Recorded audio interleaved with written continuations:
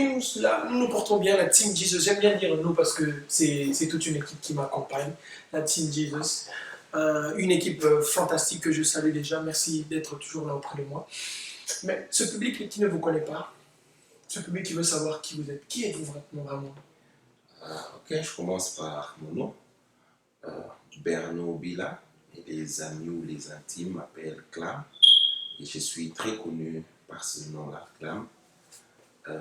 Père de 2 enfants, l'aîné s'appelle Chrisma, et la petite c'est Meya, et mon épouse mariée à Emanuela Bila-Kassoro.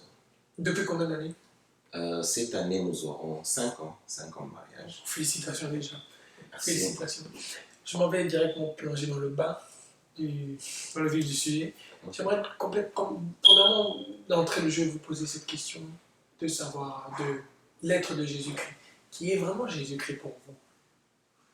Qui est Jésus-Christ pour moi? Oui. Qui est Jésus-Christ pour moi? Jésus, c'est une très longue histoire avec lui. Mais si je peux le dire en une phrase, c'est Jésus m'a donné la joie de vivre. Tout ce que je suis, c'est Jésus. Si tu me vois en bonne santé, c'est lui. Amen. Si tu me vois en forme, c'est lui. Si tu me vois dans la joie, c'est lui. Donc, il n'est pas seulement un sauveur, donc il est tout un package. Donc, tout ce que je suis, tout ce que j'ai, c'est lui. Donc, sans lui, je ne serais même pas ici. Amen. Sans Jésus-Christ, je pense bien que personne n'en sera ici. Mais comment avez-vous reçu Jésus-Christ? Jésus, la première fois en tout cas qu'on me parle de Jésus-Christ, comme la plupart des familles congolaises ou africaines, nous vivons dans des familles catholiques. Mais la première fois qu'on m'a parlé de Jésus-Christ, c'était en 93, quand je suis arrivé à Kinshasa, oui, en 93. Je n'oublierai jamais le nom de ce frère, Papi Elaka. C'était à l'AEG, Action évangélique de la Gombe. Je crois actuellement c'est Parole du Salut. Parole du Salut, c'est ça, non? Oui. La borne Gombe. Oui, la borne Gombe. Et c'était autour, j'ai acheté un biscuit à l'époque, on appelait les biscuits choc. Les biscuits choc. Et là, il m'a parlé il m'a demandé si je connaissais Jésus. Pour moi, c'était un truc, une question un peu bizarre, je ne savais pas me retrouver. Il m'a parlé de Jésus. Et puis on a commencé à vivre avec Jésus, on a marché, mais c'était plus une religion à l'époque. Il y avait trop d'interdits, il y avait trop d'interdits, ne fais pas ceci, ne fais pas ceci. Et on était devenus entre guillemets hypocrites. Et surtout, j'étais encore jeune, je crois que j'étais en 6e. Et puis, après un temps, j'ai rétrogradé. J'ai repris ma vie païenne. Et vers 2004, cette fois-ci, c'était une rencontre très personnelle et très dynamique. Et Jésus est passé par une jeune fille. Et en voulant la connaître, en parlant avec elle, et de la même manière que Dieu avait utilisé le buisson ardent pour attirer Moïse, et moi, Dieu avait utilisé une jeune sœur pour m'attirer. Amen. Comme quoi Dieu peut passer aussi par des jeunes sœurs pour attirer des jeunes frères. Mais comme aussi peut passer par Team Jesus. Amen. Ah oui, ça c'est vraiment vrai. Mais nous voulons encore connaître, parce qu'il y a encore, vous cachez les choses, comme je peux dire, des richesses encore de cette histoire de Jésus-Christ. Vous acceptez Jésus-Christ, vous retombez, et puis après vous l'acceptez encore. Mais nous voulons savoir, quelle est cette histoire qui vous marque? Quelle est l'histoire, la meilleure histoire entre Jésus et vous? La meilleure histoire entre Jésus et moi. Déjà, toute ma vie, depuis que je l'ai connu, c'est une histoire merveilleuse. Donc, tout le temps que je passe avec lui, que je vis, histoire merveilleuse. S'il y a des choses qui m'ont marqué, vraiment marqué dans ma marche avec Dieu, c'est le fait de réaliser qu'en Christ, on a une certaine paix qu'on ne peut pas expliquer. Oui. C'est parmi les choses qui m'avaient beaucoup marqué. Je me rappelle quand je m'étais converti, j'avais des amis qui m'appelaient tout le temps. Mais mon cher, on doit sortir. Nous, on a des voitures, on a l'argent, il y a des belles filles. Mais pourquoi tu veux prier? Comme les Quinois disent, les chrétiens sont des yuma, dans des peurées et autres. Et tout ce que j'avais comme argument, je disais ceci, c'est vrai, Jésus ne m'a pas donné l'argent. C'est vrai, vous prétendez dire que ce sont des yuma, mais il y a quelque chose que j'ai trouvé là-bas, que je n'ai pas eu à trouver dans le monde, dans ce que je faisais, la paix. Ouais. Et même mon épouse pourra témoigner, quand je n'ai pas la paix du cœur, je ne fais rien. Amen. Donc c'est cette paix-là, cette assurance-là, qu'il y ait à manger ou pas, qu'il pleuve ou qu'il neige, la tranquillité et la paix. Amen. Cette paix, ça définit tout. Mais on va parler maintenant de votre parcours. Mais avant de venir, parce que vous êtes présentement aux États-Unis, on va rentrer à Kinshasa. Vous avez commencé dans l'église, enfin, nous, beaucoup de personnes, la plupart des personnes vous ont connu dans l'église Gospel Church. Et après, on vous revoit dans la présence de Dieu. Et maintenant, on vous voit ici, aux États-Unis. Ce changement de gospel à l'église, la présence de Dieu, comment a été ce changement?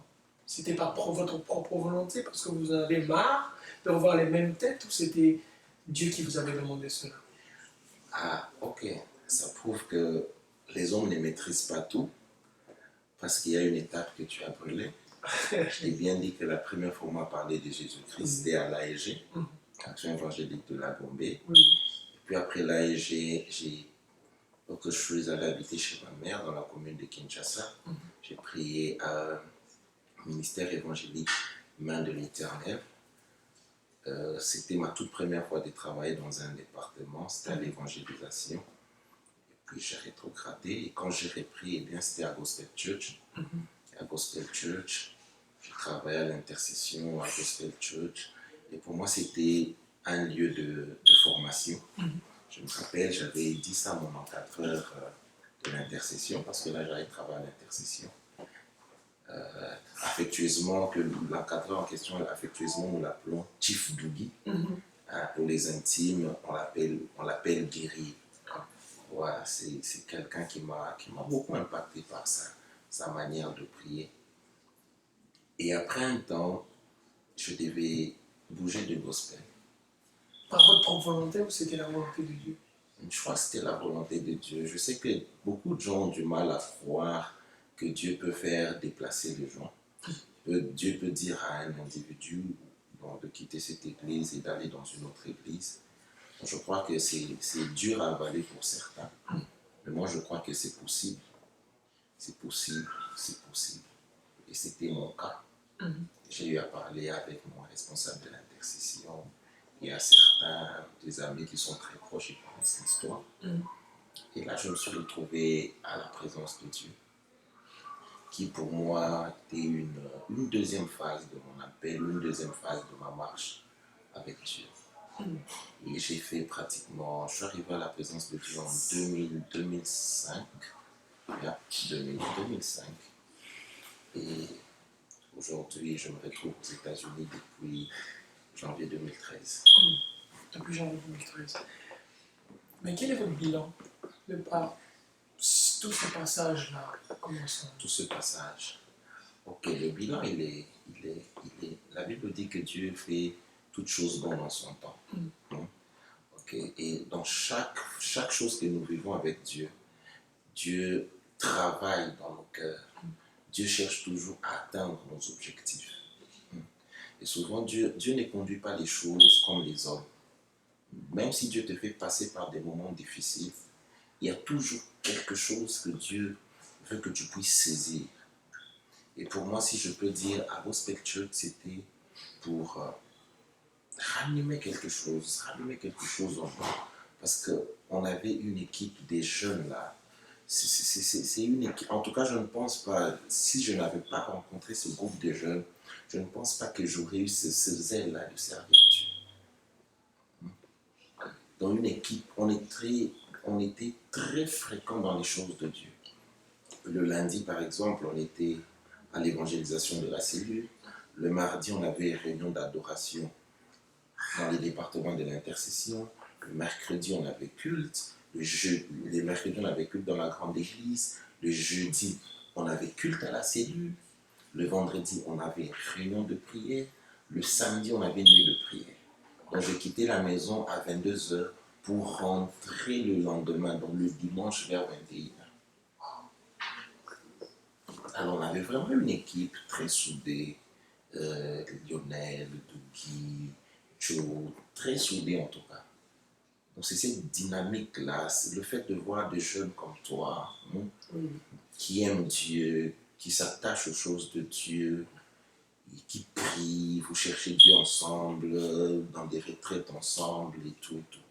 Il y a cet aspect et surtout l'amour. C'était vraiment une famille. Parce que parmi les choses que je craignais, je ne pensais pas que j'aurais des amis en Christ.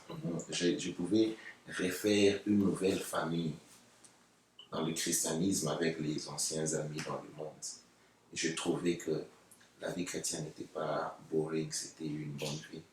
Et à la présence de Dieu, là, j'ai encore acquis autre chose. C'est par là que j'ai fait la théologie. Je fais la théologie. Et à la présence de Dieu, j'ai travaillé au pied de mon papa qui est Don Yves, quelqu'un qui aime beaucoup la parole. Tandis qu'à Gospel, je pouvais vivre certaines choses que je ne savais pas expliquer dans la Bible. Mais avec le pasteur Don Yves, lui, c'est la parole et le caractère. Et j'ai fait pratiquement 5 ans de formation théologique jusqu'à obtenir mon bachelor. Et c'est à la présence de Dieu que j'ai connu ma femme. C'est à la présence de Dieu que je me suis marié. C'est à la présence de Dieu que j'ai eu mon premier enfant. C'est à la présence de Dieu que j'ai eu le deuxième enfant. Donc j'ai vraiment grandi. C'est à la présence de Dieu que j'ai eu à occuper une grande fonction. J'ai été président de la jeunesse depuis 2007, si je ne me trompe pas, février. Donc à chaque étape, il y a une certaine formation. Il y a Gospel, j'ai accueilli quelque chose. À la présence de Dieu, quelque chose. Et Dieu a permis qu'on se retrouve aujourd'hui aux États-Unis. Je crois que c'est aussi pour acquérir certaines choses et beaucoup plus pour donner, mettre en pratique tout ce qu'on a reçu. Donc l'homme continue toujours de grandir chaque étape. Il y a toujours quelque chose à prendre dans chaque étape. Mais vous arrivez ici aux États-Unis, après ces expériences à Kinshasa qui étaient riches. Je voudrais vous poser une question dont les pasteurs d'ici, les hommes de Dieu aux États-Unis partagent et croient fortement dans ça. Qu'un homme ne peut pas être pasteur sans être passé par la théologie. Partagez-vous cette opinion-là?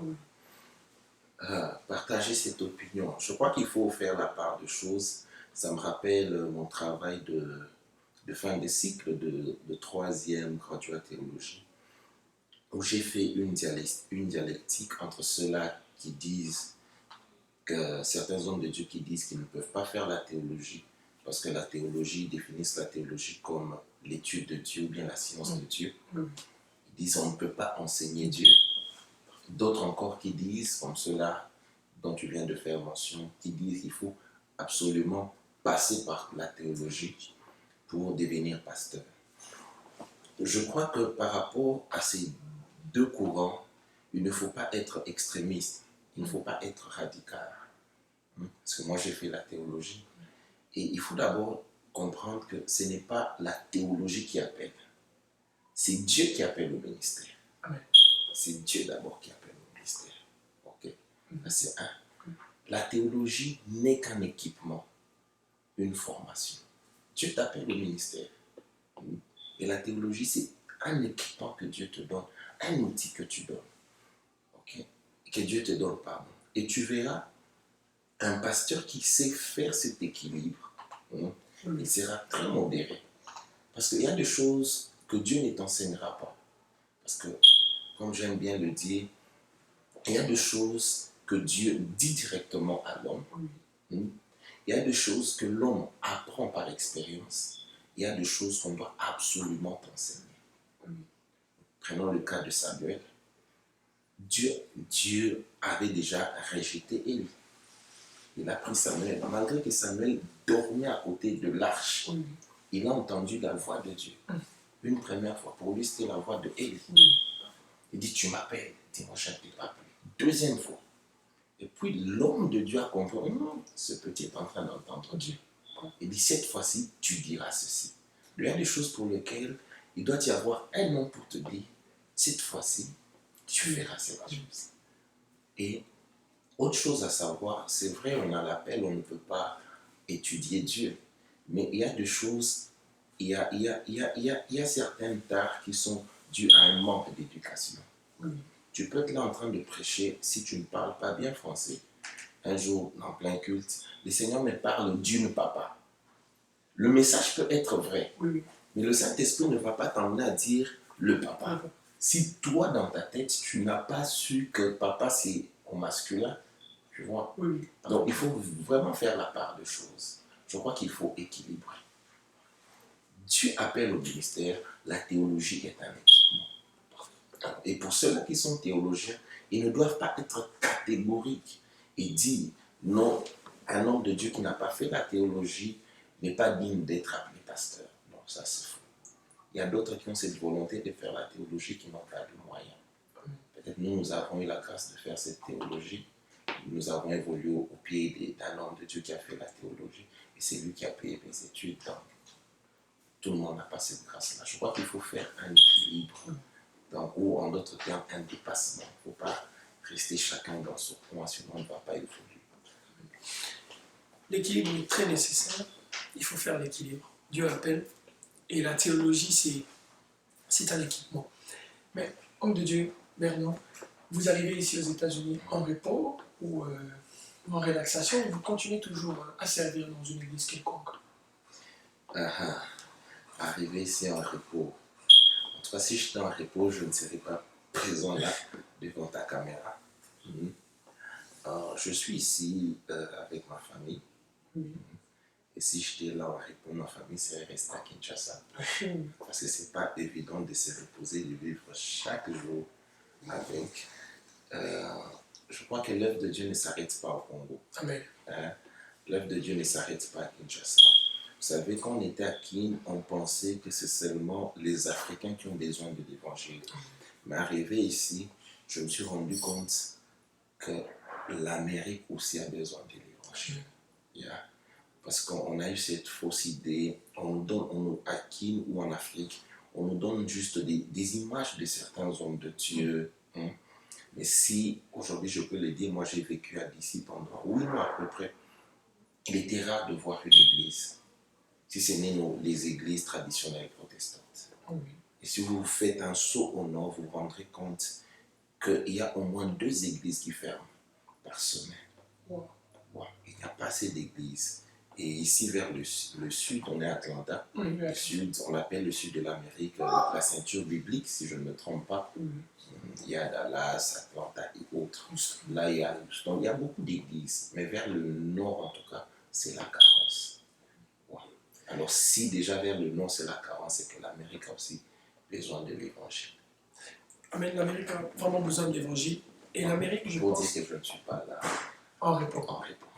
Maintenant, on est clarifié. C'est vrai, l'Amérique a besoin de l'évangile. Le Congo aussi, le monde a besoin de l'évangile.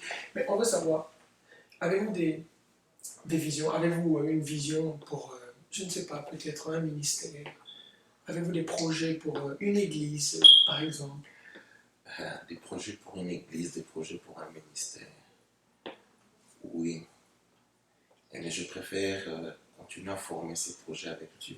Avec Dieu, avant de le sortir au public. Avant de le sortir. Ah oui. Je sais que tu me poses cette question pour ceux qui me suivent. Mais tu sais que le projet est déjà là. Bientôt, il prendra sa forme. Oui. C'est vrai. L'église américaine, quelle est votre opinion sur l'église américaine? Matérialiste, comme certains le disent, ou spirituelle, vraiment? Ok, l'église américaine, je ne veux pas d'emblée donner mon opinion, parce que ce que nous devons savoir, le christianisme est souvent aussi affecté par la culture d'un peuple. Amen. Si je juge l'Église américaine par rapport à la culture africaine, je dirais comme plusieurs disent, ou plusieurs Africains disent, ou Congolais disent, les Américains ne prient pas. Parce que je me rappelle un jour, j'étais avec un ami congolais, on avait vu un homme avec des rastas. Le gars commençait à le critiquer en me disant non, c'est un chrétien, mais regarde sa coiffure, regarde ceci, regarde cela. Tu vois? Oh. Et curieusement, quand le critiquait, on s'est rendu compte, quand le gars me parlait de ce type, on s'est rendu compte que c'était lui l'évangéliste, c'était lui l'orateur du jour. Il avait juste un jeans blanc avec des rastas jusque-là et des crêpes. Il a prêché et la parole de Dieu était annoncée. Bon, dire que l'Église de Dieu est matérialiste ici en Amérique, je crois qu'en Afrique aussi on a ce problème, le matérialisme. Mais c'est plus un problème de culture. L'Américain, il prêche l'évangile selon sa culture. Et ils ont aussi une autre conception du christianisme que nous, on n'a pas. Parce que je me suis rendu compte pour un Américain, selon la loi d'abord, un ministère est un business. Oui, parfaitement. C'est selon la loi. Parce que j'ai été choqué de voir un jour dans une église, je mets mon offrande dans l'enveloppe, on me demande d'écrire mon nom, de mettre mes coordonnées, mon adresse. Je dis, mais pourquoi? Il dit, non, parce qu'à la fin de l'année, lorsque tu vas déclarer les taxes, on doit te restituer tes offrandes. Wow. Alors je dis, finalement, mais je donne à Dieu. Hein? Si en fait ça leur culture, c'est comme ça que ça évolue. Tu vois déjà, au début, ce n'est pas un problème de la Bible qui m'a choqué, mais c'est un problème de culture, mais c'est un problème aussi de la loi américaine. Donc je crois que pour comprendre certains événements, nous devons un peu transcender nos cultures pour comprendre ce qui se passe dans l'autre camp. Donc, et dire du coup que l'Église américaine est matérialiste, je dirais, c'est faux. Mais c'est peut-être en fonction de leur culture qu'ils vivent. Oui. Nous comprenons ça. Merci, homme de Dieu. Mais il y a ce public qui nous regarde, ce public chrétien, qui, je ne sais pas, il y a des personnes qui traversent des moments difficiles, qui n'ont besoin que d'une seule parole de votre part. Que pouvez-vous leur dire en regardant la caméra? Ce que je peux dire à ces personnes qui traversent des moments difficiles, c'est de croire. Vous savez, le psaume 23 dit ceci: l'Éternel est mon berger, je ne manquerai de rien. Je ne veux pas aller plus bas rien que cette phrase. Et une autre version dit: l'Éternel est mon berger, je ne désire rien d'autre. Donc le fait seulement de savoir que l'Éternel est son berger, que je ne manquerai de rien et de rien et de rien. Je crois que ce texte peut les encourager. Et s'ils continuent à prier avec ça, et je déclare ça lorsque je sens un vide en moi, lorsque je sens un manque en moi, dont je confesse, j'amène mon âme, parce que mon esprit le croit déjà, mais j'amène maintenant mon âme à croire qu'avec Dieu, je ne manquerai de rien, et de rien, et de rien. Amen, homme de Dieu. Un débat que beaucoup des athées ou des personnes qui ne sont pas chrétiens, avec qui j'ai eu à voir, à traiter. Qu'est-ce que la vie chrétienne regorge? Qu'est-ce que la vie chrétienne a de si spécial qu'on ne peut pas trouver dans les boîtes de nuit, qu'on ne peut pas trouver dans le monde? Christ a dit ceci: je vous donne la paix, non pas comme le monde la donne. Donc rien que ça déjà, ça met une différence. Amen. Bon, la paix que Christ te donne, comme je l'ai dit tout à l'heure au début, la seule chose qui m'avait amené à m'attacher plus à Dieu, c'était cette paix-là. Et la Bible dit encore, c'est une paix qui surpasse toute intelligence. Amen. Donc, et c'est un peu d'imaginer, si je me rappelle à l'époque, quand on était païen, lorsqu'on avait un manque d'argent, on était trop agité. Mais en Dieu, malgré ces manques, la Bible nous demande de faire connaître nos besoins à Dieu par des prières et des supplications. Et la paix de Dieu qui surpasse toute intelligence gardera vos cœurs et vos pensées en Jésus-Christ. Amen.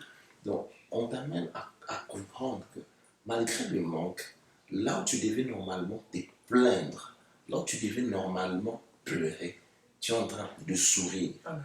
Pas un semblant de sourire, mais tu souris parce que c'est une paix qui dépasse toute intelligence. Donc, on ne sait pas comprendre, mais ce type est fou. Il y a telle situation qui lui arrive, mais il se permet quand même de sourire.